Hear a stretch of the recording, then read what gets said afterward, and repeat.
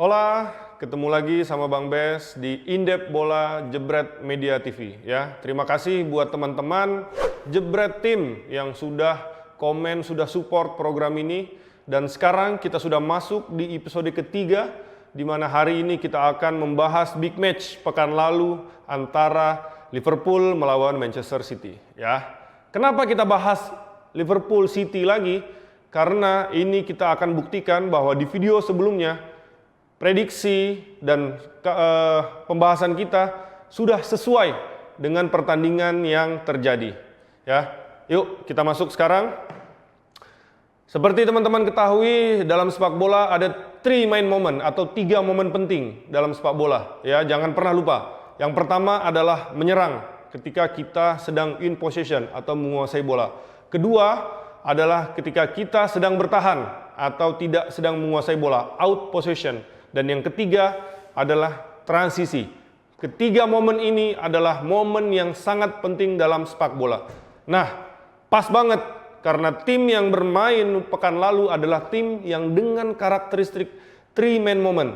Ya, kita tahu Manchester City yang biru, dia punya karakteristik in possession yang sangat kuat. Mereka sangat ingin mendominasi setiap pertandingan dengan menguasai bola. Ya, kita pernah bahas juga Pep Guardiola adalah tipe pelatih yang menganggap timnya tidak akan kebobolan selama mereka yang pegang bola. Ya, kita pindah ke Liverpool. Liverpool adalah tim yang sangat kuat, sangat bagus menurut Bang Bes, salah satu yang terbaik di Eropa dalam hal transisi. Ya, kita tahu ada namanya gegenpressing. Gegenpressing atau counter press adalah ketika tim sedang menyerang dan bola kerebut, saat itu juga dia akan melakukan pressing. Dan pressingnya tidak mengenal zona, bisa di atas, bisa di tengah. Dan seringnya sih di atas karena mereka lagi menyerang. Mencegah terjadinya transisi bertahan, mereka cegah itu dengan melakukan menyerang. Ya, oke, ini adalah pertandingan Liverpool melawan Manchester City ya, di kandang Liverpool, Anfield. Dan kita lihat, kita akan mulai dalam melakukan match analyze. Hal pertama yang harus dilakukan adalah satu, kita harus tahu line up. Siapa pemain yang main pada pertandingan ini ya. Nih, kita mulai dari kiper. Liverpool memainkan kipernya Brazil number 1 ya, kiper Brazil, timnas Brazil nomor 1, Alisson. Di mana di depannya 2 center back-nya adalah Henderson dan Fabinho. Mereka berdua adalah part-time center back yang sedang menjadi center back karena center back Liverpool kita tahu sedang krisis, banyak yang cedera. Terus fullback-nya si Robo dan Alex dua-duanya main. Terus di sini ada Gini Wijnaldum dia main. Terus di depannya ada 2 pemain, di situ ada Jones dan Thiago. Thiago biasanya main lebih ke belakang, tetapi di 2-3 pertandingan terakhir dia sudah naik ke atas. Supaya apa? Supaya dia lebih berbahaya, bola-bola Liverpool semakin berbahaya di sepertiga lapangan. Terus yang patut kita cermati adalah 3 striker Liverpool, 3 striker yang mendominasi Eropa musim lalu, ketiga-tiganya main. Ya. Sekarang kita pindah ke City. Di City ada di kiper ada Ederson, Brazil number 2 ya, berarti pada malam itu nomor 1 Brazil melawan nomor 2 tim nasional Brazil. Kita tahu penggunaan Ederson digunakan oleh Pep karena Pep ingin memaksimalkan penguasaan bola di mana selalu kiper terlibat dalam build up atau membangun serangan. Nah, yang menarik adalah 2 center back-nya, Ruben Dias dan Stones.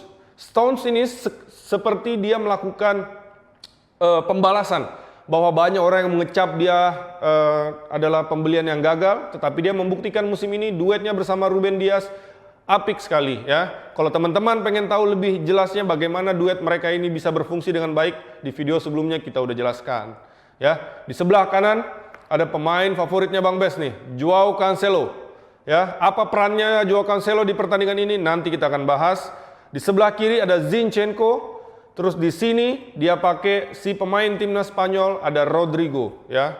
Terus di depannya ada Bernardo Silva, ada Gundogan, pemain tengah yang mencetak banyak gol, dan 3 di depan yang menarik menjadi pilihan Pep Guardiola adalah dia menggunakan false 9. Phil Foden digunakan di sini ya. Untuk apa? Nanti kita akan bahas. Di sebelah kanan ada Riyad Mahrez dan di kiri ada Raheem Sterling. Keduanya ini, khususnya Raheem Sterling, sering kita sebut sebagai inverted wingers. Berarti dia berada di posisi yang tidak pada kaki terkuatnya. Ya, kaki terkuatnya Raheem Sterling adalah kanan, tetapi dia berada di posisi kiri. Itu ketika dia pegang bola, dia bisa masuk ke dalam dan akan melakukan shoot. Oke, ketika pertandingan berlangsung, tentu formasi dasar dari kedua tim, di mana Manchester City 4-3-3 dan Liverpool juga 4-3-3 tidak akan seperti ini. Mereka akan mix dan akan langsung seperti ini. Ya, nanti akan tergantung siapa yang sedang menguasai bola. Oke, kita mulai dulu dari Manchester City karena Liverpool pasti sudah mengantisipasi bahwa Manchester City akan melakukan penguasaan bola. Dan seperti di video sebelumnya, kita tahu ketika seorang Ederson pegang bola, 3 center back-nya akan melebar, 2 center back-nya, ini menjadi 3, dan seorang Joao Cancelo akan masuk ke tengah, dan dia akan sejajar, seakan membentuk double six, ya, bersama seorang Rodrigo. Nah, di sini harapan dari seorang Ederson adalah ketika dia bisa passing, dia akan menemukan opsi pas yang sangat jelas dan sangat melebar. Ini untuk apa? Target pertama daripada Manchester City adalah untuk merenggang Liverpool. Karena Liverpool dia punya line pressing yang sangat ketat. Tetapi pada pertandingan ini, kelihatan pada babak pertama Manchester City sangat sulit dalam membangun serangan. Hanya awal-awal saja berhasil. Ketika berhasil, Bernardo Silva dia turun ke sini, Gundogan dia naik ke atas. Yang dilakukan adalah seorang Stones akan passing ke Diaz, Diaz akan kasih ke Cancelo, Cancelo akan punya opsi untuk kasih ke Bernardo Silva. Di sini 5 orang berhasil dilewati dengan 1 kali passing. Tetapi tidak lama Liverpool akhirnya bisa mengetahui bahwa pada pertandingan ini 3 center back-nya Manchester City ketika mereka pegang bola, City jadi 3-2-1-4 ketika mereka pegang bola ya. Itu dipres dengan mudah oleh 3 striker Liverpool. Kita bisa lihat di sini Mane, Salah, dan di sini ada Firmino. Kuncinya di sini pada babak pertama. Pada babak pertama, seorang Mane akan menjaga Stones, seorang Salah akan dekat sekali dengan Zinchenko, dan di sini Firmino akan mundur sedikit ketika bola dapat di sini dan dia akan langsung menjaga 2 gelandang. Makanya sering kita lihat pada babak pertama Bernardo Silva di sini turun untuk minta. Ya, tetapi Liverpool pada babak pertama mendominasi pertandingan dengan bisa merebut ketika City mencoba melakukan penguasaan bola. Ya, kita tahu pada babak pertama City hanya 0. Dia punya shoot on goal. Ya, satu-satunya peluang yang dimiliki City yang sangat berbahaya adalah penalti. Dan penalti itu pun terjadi karena build up Manchester City yang sangat baik. Dari sini dia passing ke Bernardo Silva, dan ketika Bernardo Silva yang pegang bola, semua pemain Liverpool akan sedikit ke arah sana dan yang dilakukan adalah switch play. Ingat, jika kita ingin menghindari press atau keluar dari press, yang dilakukan pertama adalah switch play cepat. Ini yang dilakukan oleh Bernardo Silva ketika City mendapatkan penalti. Dia melakukan switch play cepat. Di sini didapat oleh seorang Raheem Sterling, mantan pemain Liverpool, dan one-on-one lawan Liverpool. Salah satu permasalahan terbesar Liverpool juga pada malam ini adalah mereka sangat mudah sekali dilewati dalam situasi one-on-one. Ketika situasi one-on-one dia lewat dan terjadi pelanggaran, ya penalti di situ, ya.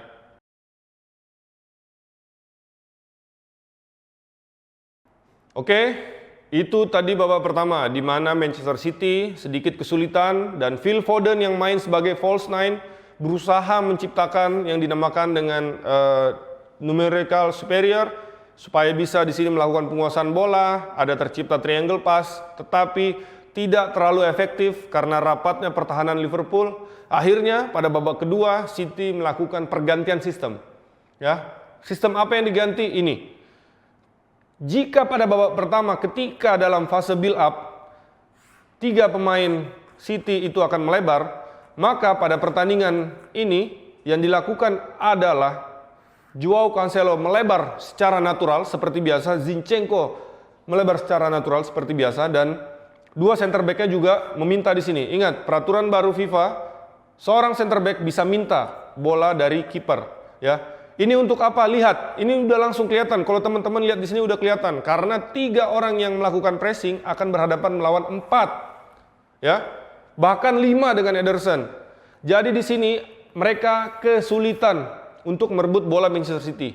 Ya, pada babak pertama kita tahu Liverpool gampang sekali melakukan counter press, gampang sekali melakukan rebut bola. Tetapi sekarang pada babak kedua City lebih sedikit statistiknya naik menguasai bola karena sekarang Cancelo sudah melebar. Ya, itu ketika in possession. Ketika out possession juga berubah. Kalau pada babak pertama tadi, ketika Liverpool yang pegang bola, Liverpool pegang bola sama seperti dari dulu-dulu.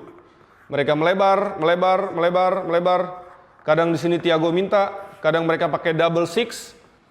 Ya, ketika mereka pada babak pertama yang dilakukan oleh Manchester City adalah 4-3-3 ketika bertahan. Sangat compact. Itu pada babak pertama. Pada babak kedua berubah cara pressing City.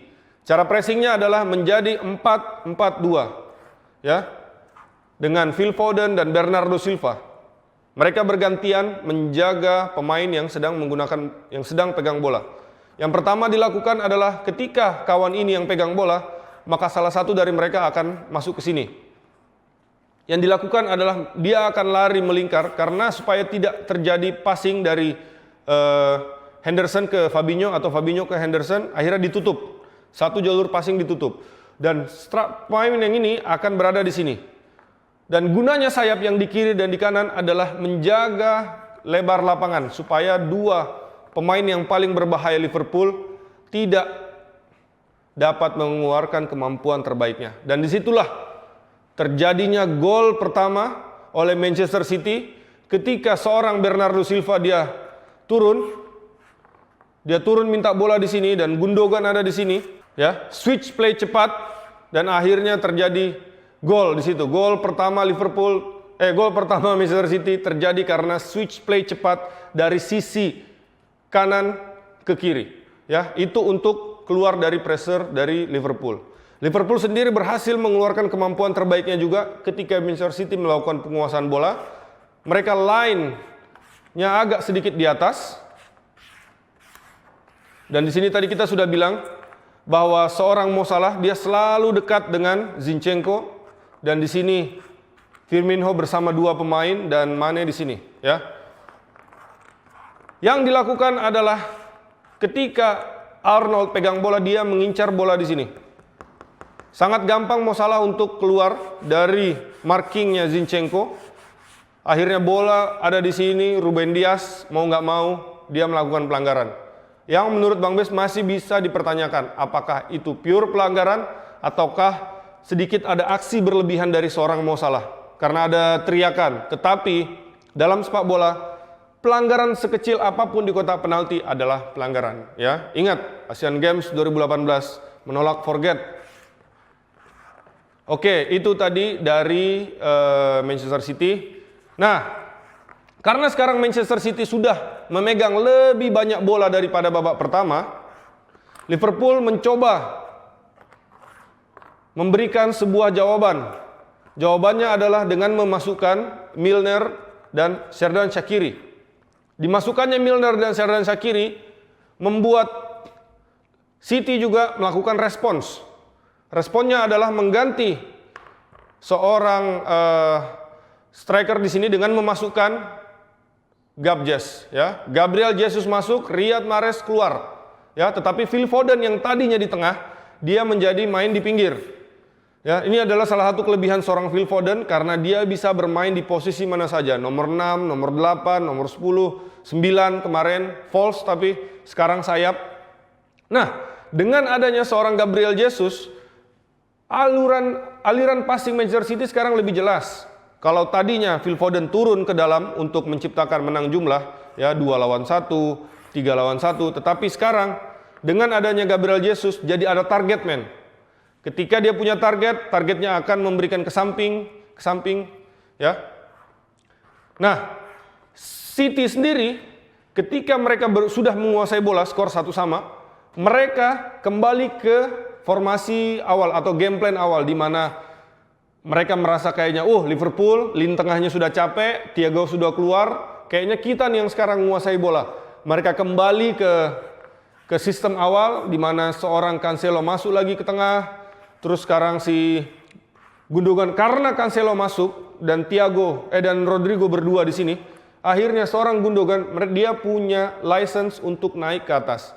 Jadi yang di atas adalah Gundogan, dia naik, Phil Foden di sini, ya. Jadi ketika terjadinya gol yang merupakan kesalahan dari Alisson, banyak orang melihat yang salah adalah kiper, tetapi tidak. Kita harus lihat juga bagaimana pressing yang terstruktur oleh Manchester City. Memang City dia tidak seagresif Liverpool ketika pressing, tetapi struktur pressingnya sangat bagus, ya. Kita tahu ketika gol pertama gol pertama dari blunder, 4 pemain Manchester City menjaga 4 pemain Liverpool, ya. Lihat, opsi pasnya jadi tidak ada. Kita tahu di sini adalah Robertson, Fabinho dan Henderson, dan di sini Wijnaldum coba minta tetapi sudah diikuti oleh Gabjes, dan di sini sudah ada si Gundogan juga ikut menjaga, dan di sini ada si Raheem Sterling. Dan bola yang tadinya di Alisson, dia mencoba untuk switch keluar. Dia coba kasih keluar, dia kasih ke fullback. Ya. Tetapi kejadian yang terjadi adalah salah passing, akhirnya berhasil direbut. Berhasil direbut dengan mudahnya. Ya, ini sudah tinggal gol, ya, sangat gampang.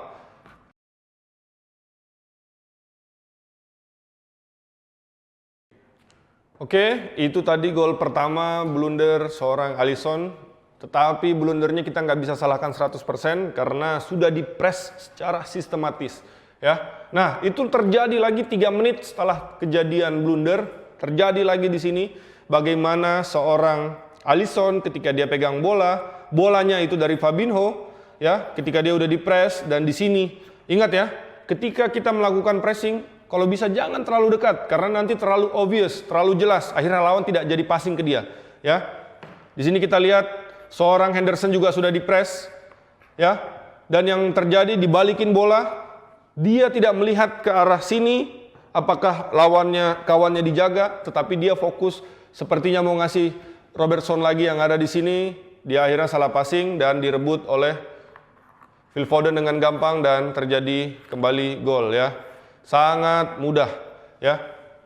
Kenapa bisa demikian? Karena Manchester City sekarang pressingnya sudah sangat baik, lebih baik daripada babak pertama. Kita tahu Liverpool ketika mereka mau build up akan seperti ini, ya. Jawaban City adalah ketika mereka menyerang mereka pakai 4, dan di sini adalah 4, ya. Di sini kita bisa lihat ketika bola di sini, maka opsi passing dari Liverpool sangat minim karena 4 pemainnya dijaga oleh 5 pemain. Ya, khususnya yang paling berbahaya yang bisa melakukan switch play long ball cepat, Alex dan Robertson dijaga oleh 2 di sini, 2 di sini, dan 1 di sini. Akhirnya Liverpool banyak melakukan long, bola direbut City, dan City melakukan apa yang dinamakan dengan ball possession. Kita tahu di gol keempat bagaimana build up yang dilakukan Manchester City setelah 20 passing mereka cetak gol oleh anak muda ajaib si Phil Foden, ya. Dan di sini kita juga harus menggarisbawahi sedikit bagaimana Manchester City berhasil menguasai yang dinamakan dengan half space, ya. Sudah kita bahas pada video pertama apa itu half space, di mana di sini yang menguasai half space sebelah kiri adalah Gundogan karena dia sangat free. Akhirnya dia menguasai half space yang di sini. Dan kita tahu juga Phil Foden, half space sebelah sini dia juga yang kuasai. Ya. Apa itu half space? Itu adalah sebuah ruang di dalam lapangan yang terbagi-bagi, di mana di ruang yang half space itu, ya, di situ biasa terjadi banyak sekali aksi sepak bola. Ya, biasanya kalau mau melakukan positional play, kita harus punya banyak pemain yang hadir, yang menang jumlah kita di half space itu. Dan Pep membuktikannya dengan seorang Phil Foden yang sangat versatil, yang sangat dinamis, selalu ada di half space, juga Gundogan. Ya, Gundogan bisa naik leluasa ke atas karena di belakangnya sudah di cover oleh Rodrigo dan Joao Cancelo. Ya.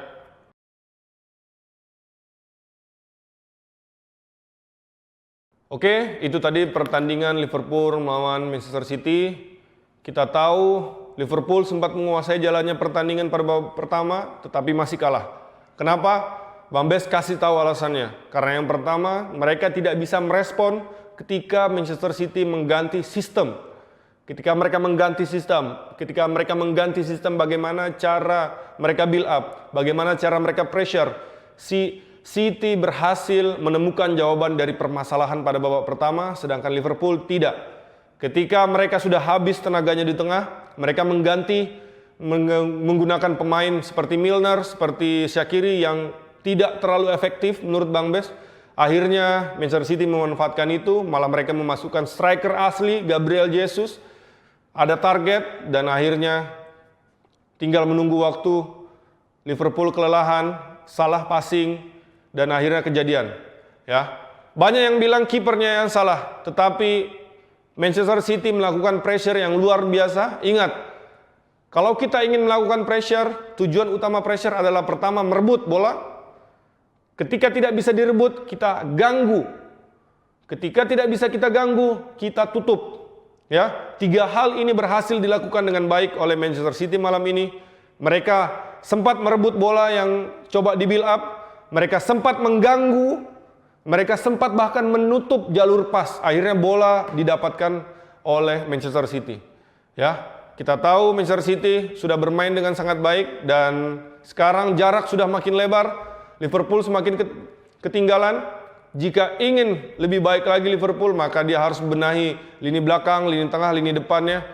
Mungkin satu pemain di setiap lini, ya, bukan sebagai cadangan tetapi sebagai inti. Masih ada harapan. Ingat, City tahun lalu ancur-ancuran, tetapi sekarang dia comeback.